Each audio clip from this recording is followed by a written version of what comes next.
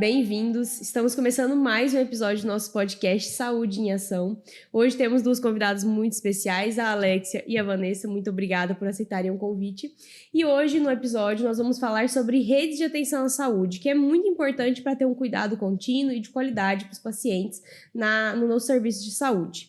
Então, primeiramente, eu quero agradecer a Vanessa e a Alexia por toparem conversar com a gente. Sempre lembrem que qualquer dúvida, a gente tem o nosso Instagram, saudeemação.ffs, e lá a gente coloca informações desse e dos próximos episódios. Então, fiquem sempre ligadinhos.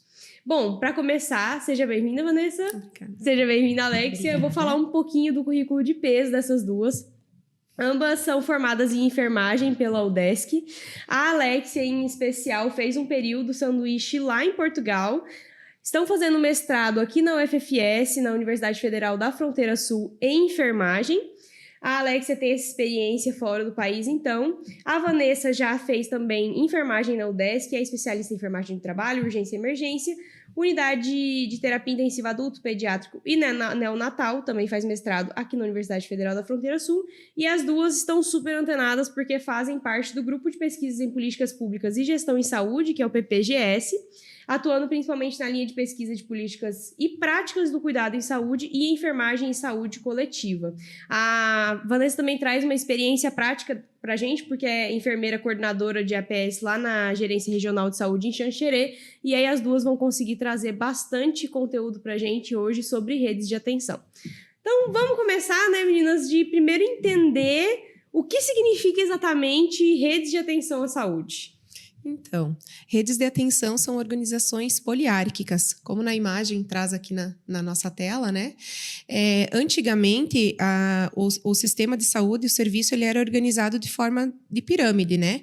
E aí o topo da pirâmide era mais importante do que as demais situações, né? As demais partes da pirâmide. E dessa forma como a rede vem sendo organizada, as redes de atenção em pontos, né? Cada ponto da rede, ela tem a mesma importância, né?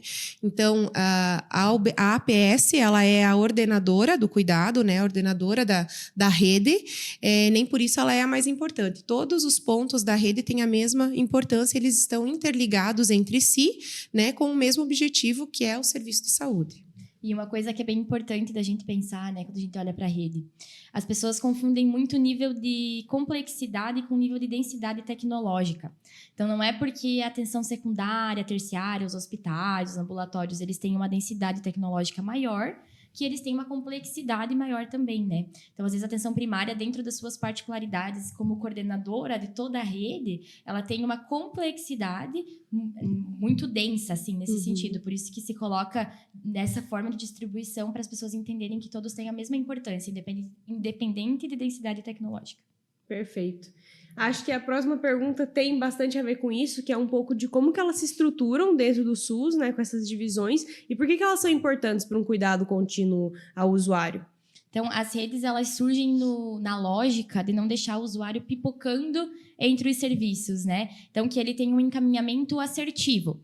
E para que a gente consiga fazer com que isso funcione, precisa ter alguém que vai coordenar, né? Igual, se você for imaginar que você tem um grupo de pessoas trabalhando com o mesmo objetivo. Então, esse grupo de pessoas é o Sistema Único de Saúde, o objetivo é assistência resolutiva, de qualidade para o paciente. Alguém tem que coordenar essas ações, né? Então, você entra ali com a atenção primária, nesse sentido de coordenar os caminhos que o usuário vai fazer para que ele tenha todas as demandas atendidas e para que, por mais que ele tenha que passar por vários níveis, ele continue tendo esse acompanhamento, né? Lá do território, lá da saúde da família. Então, por mais que ele vá ser atendido no ambulatório ou no hospital, fazer uma cirurgia, ele nunca vai deixar de ser paciente da atenção primária, né? Representada ali pela unidade básica de saúde, por exemplo.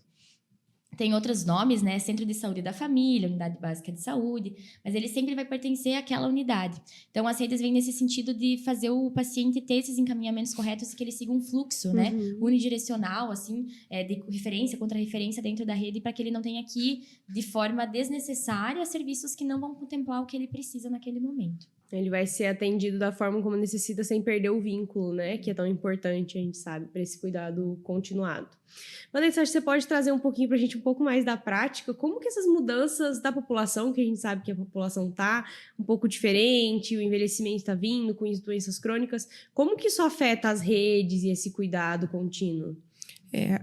Estudos mostram, né, são décadas que vem se estudando e avaliando, né, o envelhecimento da população. Então, isso impacta diretamente no perfil de saúde também da população, né? Há anos atrás, as maiores preocupações eram com as condições agudas, com as condições infecciosas, principalmente, né? E isso vem mudando agora com o envelhecimento da população. Então, quanto mais a população estiver idosa, quanto mais idosos tivermos na nossa população, maior vai ser o número de condições também relativas a idosos, relacionados a idosos, e nisso entra as condições crônicas.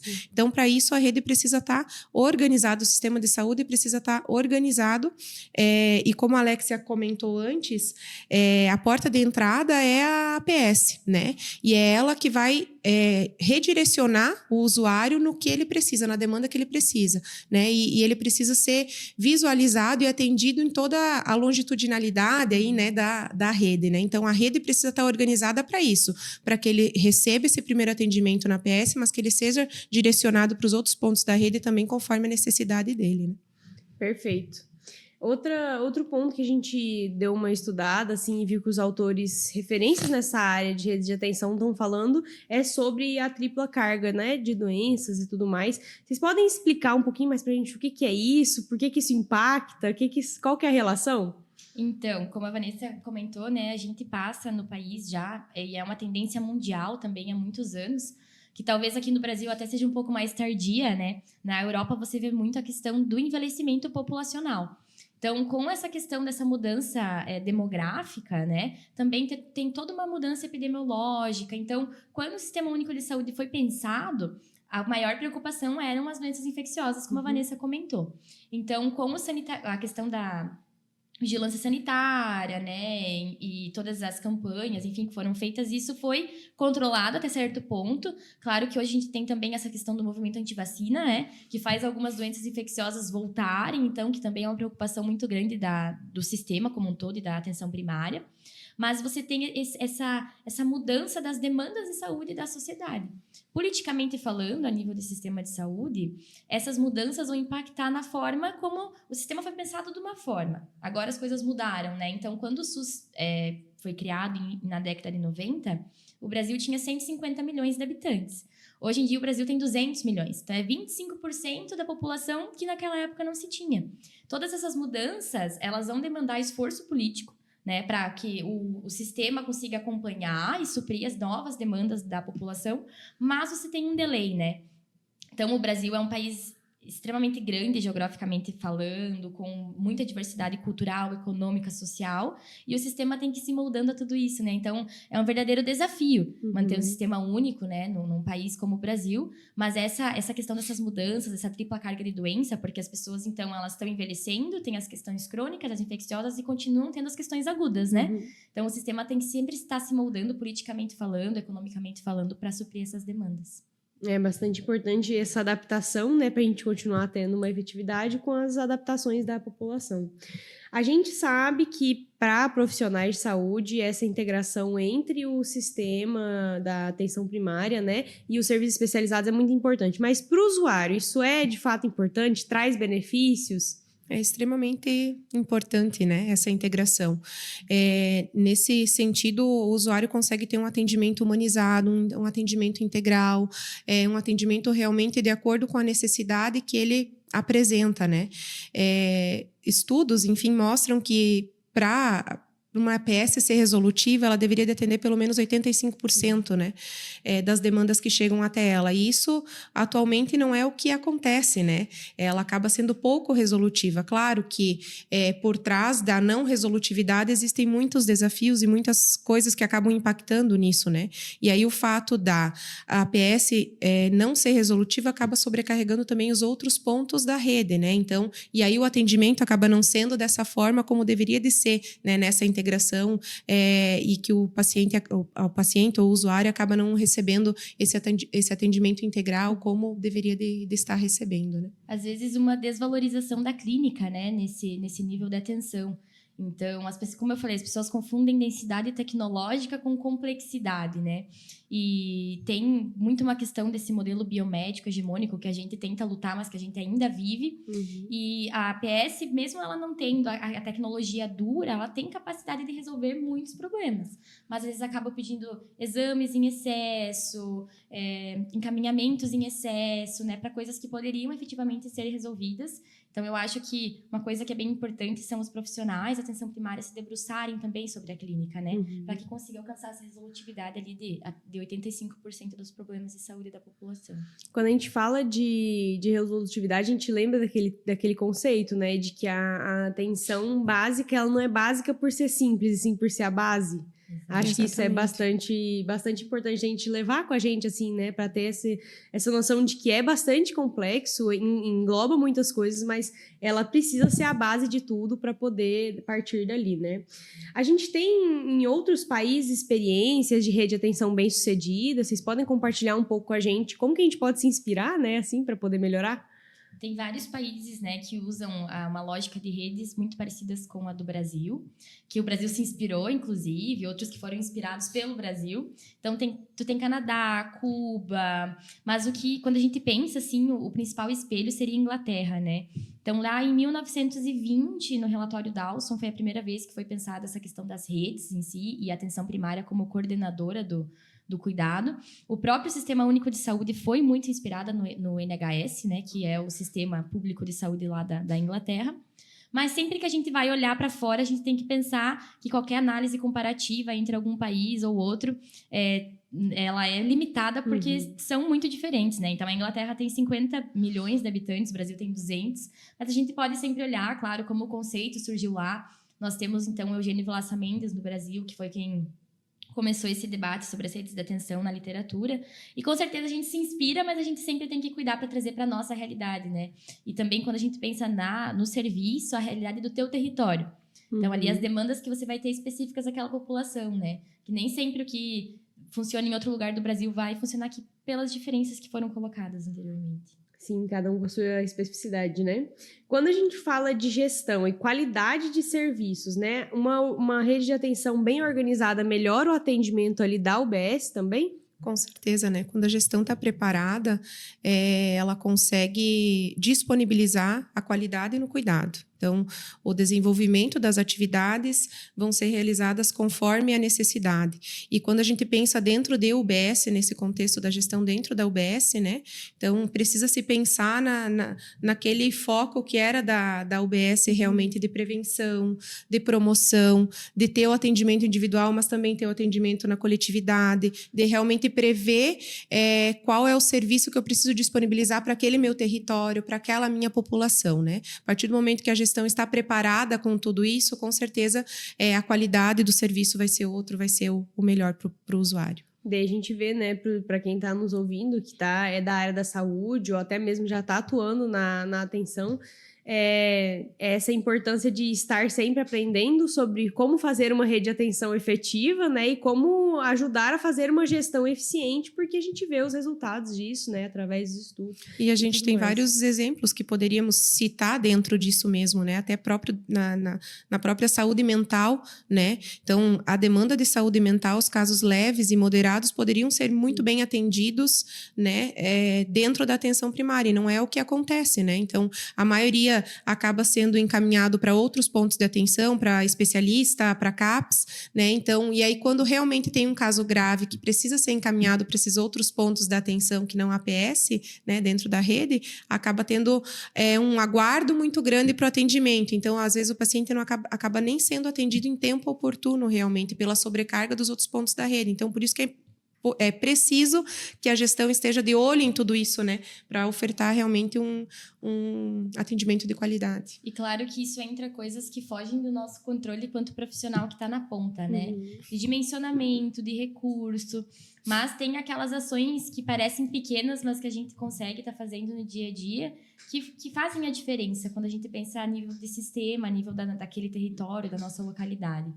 Então, você, como eu falei, pensar nessa clínica, né? Pensar, eu sou um profissional com formação que posso estar lidando com essa situação. A partir do momento que eu ver que foge da minha alçada, que eu preciso de um especialista, eu faço encaminhamento. Mas primeiro eu vou tentar resolver, né? Aqui dentro da porta de entrada da atenção primária, primeiro eu vou tentar resolver aqui. E aí depois eu penso em encaminhar para outra ponta do sistema. Tem mais algum desafio assim de implementação que vocês acham que é bastante crucial? A gente falou aí de recursos, né? São bastante importantes, uma gestão eficiente.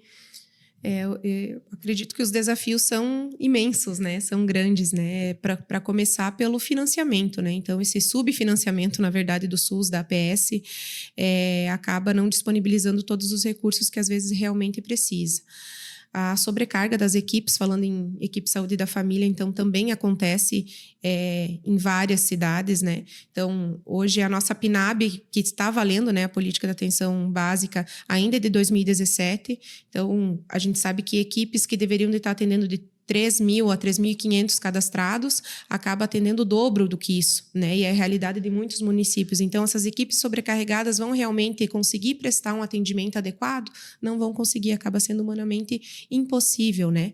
E entre esses desafios, existem vários outros, né? Além do financiamento, além da sobrecarga da equipe, às vezes também a disposição do próprio funcionário, né?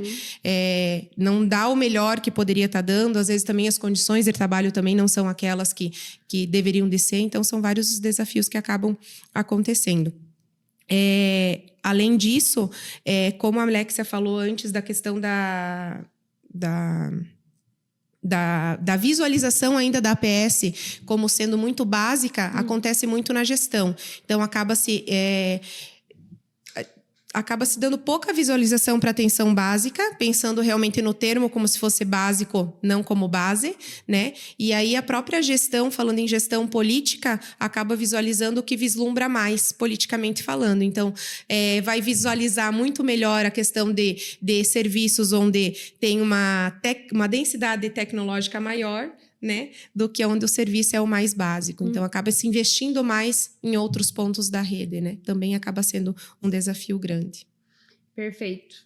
Agora, mudando um pouquinho, assim, né? A tecnologia de informação, ela pode ser usada para integrar bem, assim, os gestores e os prestadores de serviços na saúde e ajudar essa resolutividade a chegar onde a gente almeja? Com certeza. Eu acho que quando a gente fala em informação, nós temos 2 pontos muito importantes. A primeira é a comunicação dentro da rede, entre os serviços e entre os gestores, né? Então, quem é profissional sabe a diferença que um sistema integrado, informatizado, para você conseguir ver realmente o caminho que o paciente fez. Então, muitas vezes, o paciente sai de uma cirurgia, né, do hospital, sem muita orientação em relação ao curativo, aos cuidados pós-operatórios. Se você tiver um sistema integrado, você consegue consultar as anotações dos profissionais. Então, isso faz muita diferença. Mas nós temos uma outra questão, né, um outro ponto dicotômico que é muito importante, que é a comunicação dos profissionais com os usuários. Às vezes a gente fica muito preso, mas eu não consigo fazer esse trabalho da forma como eu queria porque eu não tenho um sistema integrado. Então, eu não consigo me comunicar com os outros pontos da rede ou só com alguns, não com outros. Mas a comunicação com o usuário é muito importante, a educação em saúde, né? Então, eu fazer uma boa orientação, eu adaptar a minha fala para a fala daquele paciente, para as necessidades que ele tem, eu fazer ele entender como o sistema funciona, porque às vezes coisas que parecem óbvias para nós, quanto pessoas que estudam o sistema, que trabalham no sistema, para aquela pessoa não é tão óbvio assim. Então, quando que ela vai usar um serviço da urgência e emergência e quando que ela vai procurar atenção primária, né? Ou se ela é atendida pelo CAPS, ela continua sendo um paciente de atenção primária. Então, às vezes, o óbvio precisa ser dito. E numa linguagem acessível, né? De uma forma que você tente se fazer entendido pelo paciente.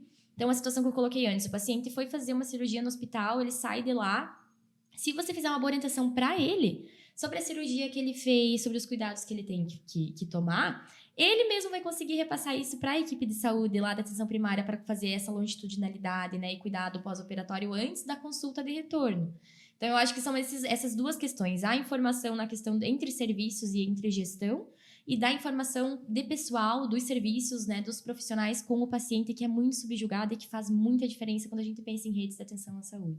A gente acaba, muitas vezes, se escondendo, né, atrás dessa dificuldade de não ter todo o sistema informatizado e deixa de fazer coisas muito simples no nosso dia a dia como profissionais de saúde que podem auxiliar e muito, não só a rede de atenção, o sistema como um todo, mas o cuidado com aquele usuário em si, né? Com certeza. Você tá lá com o seu paciente, você vai encaminhar ele para urgência e emergência, 5 minutinhos para escrever uma cartinha para o teu paciente conseguir levar para o profissional, se você sabe que ele não vai ter. Porque às vezes a gente sabe que tem algumas situações de saúde que são complexas, né? Ou está desconfiando de algum diagnóstico, mas você não vai falar para o paciente para não assustar ele. Então, uma cartinha de alta, uma cartinha de encaminhamento, né? Eu acho que isso são ações simples, que a gente não depende da gestão de topo, de recursos mirabolantes e que fariam a diferença dentro da rede de atenção. Então, a gente sabe, então, que além desses serviços que o próprio profissional pode fazer para ajudar, a gente tem mais alguns, né? Assim, quais são as expectativas para o Brasil no futuro quando a gente fala de redes de atenção?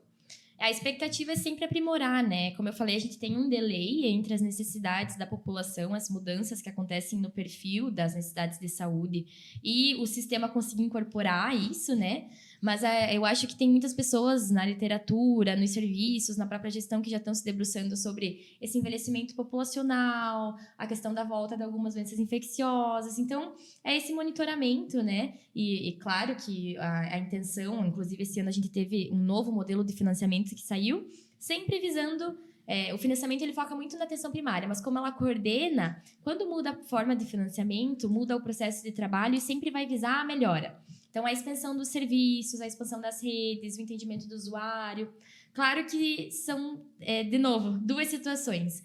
O sistema tende a melhorar muito, mas eu acho que as pessoas também, os usuários, né, precisam tentar usar de uma forma mais assertiva o sistema de saúde e se responsabilizar pelas necessidades de saúde, né? Então, às vezes você vai lá para o profissional, ele faz alguma orientação de fazer atividade física e você pensa, eu queria sair com remédio, eu queria sair com exame, não queria sair aqui com ele me falando para fazer atividade física, mas é o que você precisa, né?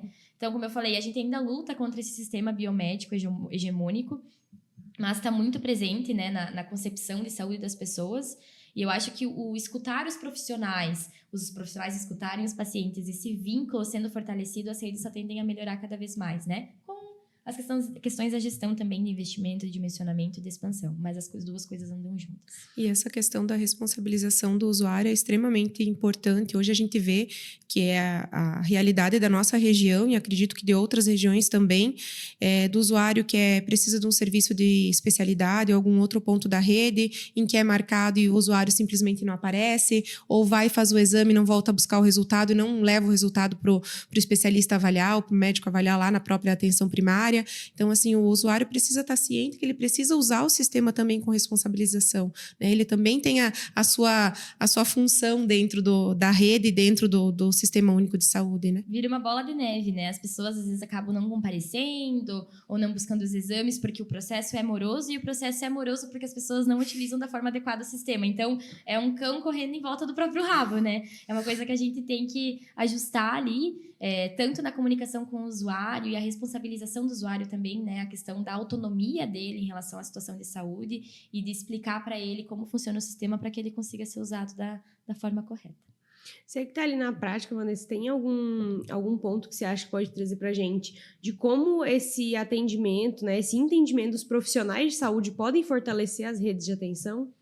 Então, a gente sabe, como eu citei antes, tem vários desafios que acontecem dentro da rede, mas tem várias ações que a gente, enquanto profissional, pode estar melhorando, pode estar fazendo sem ter custo nenhum, sem ter nenhum impacto, né, que precise de fora.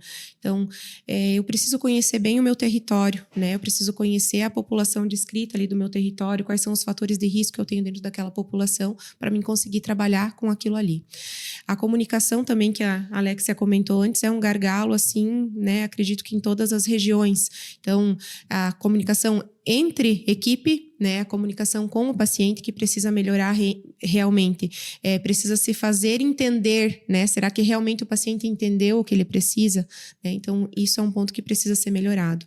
A educação continuada, as capacitações, que eu vejo que hoje em dia existe pouco empenho na participação, então existe sim várias várias capacitações, treinamentos que são disponibilizados, às vezes em nível de Estado, às vezes de Ministério da Saúde mesmo, e que acaba tendo pouca adesão pelos profissionais. Então, isso também é extremamente importante. Às vezes, mesmo que esteja na correria, a correria não são as 8 horas do dia. Então, às vezes, eu consigo programar para um período do dia eu estar conseguindo fazer alguma capacitação, eu, enquanto enfermeiro, estar capacitando a minha equipe. Isso é extremamente importante também. E o primordial, que não só vem de cada um e que não vai ter custo nenhum, é a questão do acolhimento e da humanização. Então, você acolher essa demanda desse paciente, desse usuário que está chegando ali, já é meio caminho andado, né? Você escutar, ter a escutativa dessa demanda, dessa queixa desse paciente. Bom, acho que depois de todas essas falas bastante enriquecedoras, a gente entendeu um pouco mais sobre o que são as redes de atenção, a sua importância, a diferença que ela faz no atendimento a um usuário, no acolhimento e em todo o cuidado continuado, né? Então, a gente sabe que o usuário vai ser muito beneficiado com profissionais de saúde que atendem, né? Que seguem, que auxiliam na organização de uma rede de atenção forte. Agradecemos muito, Alexia, muito obrigada, Vanessa, por aceitarem o convite e vir falar um pouquinho com a gente. Fiquem de olho nas nossas redes sociais, a gente está sempre atualizando, vão ter informações sobre esse episódio e sobre os demais. E lembrem-se sempre de colocar a saúde em ação. Até o próximo. Tchau, tchau. Tchau.